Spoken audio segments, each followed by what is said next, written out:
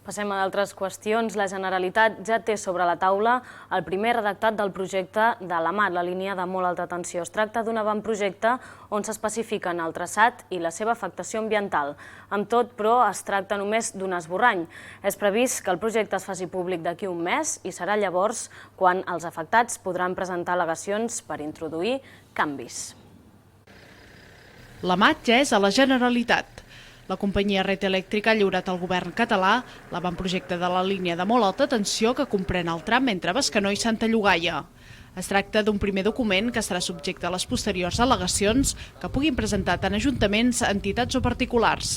Amb tot, el govern ja té sobre la taula un primer esborrany en què ja s'especifica quin és el traçat que seguirà la línia i les afectacions ambientals que tindrà l'execució del projecte.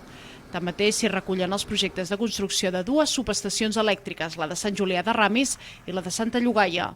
Tot plegat no es farà públic fins d'aquí a un mes, quan els afectats podran dir-hi la seva. Això vol dir que del pressupost previst inicialment, uns 14,5 milions d'euros, caldrà sumar-hi després les despeses per les expropiacions de finques privades. Ara mateix els càlculs que fa Red Eléctrica són que cada un dels 42 quilòmetres de línia pot costar almenys 348.000 euros. A més, caldrà sumar el que suposaran les dues subestacions elèctriques prop de 20 milions. Altres qüestions que es desprenen d'aquest esborrany és que entre Bescanó i Santa Llogaia s'hi aixecaran un centenar de torres, tot i que no s'especifica a on exactament. I aprofitant la benentesa, els afectats han tornat a mostrar el seu rebuig al projecte de la MAT. Segons un comunicat de l'Associació de Municipis Contraris a la línia, la MAT, Red Eléctrica vol fer entrar la por als ciutadans, alertant de possibles talls d'electricitat aquest estiu.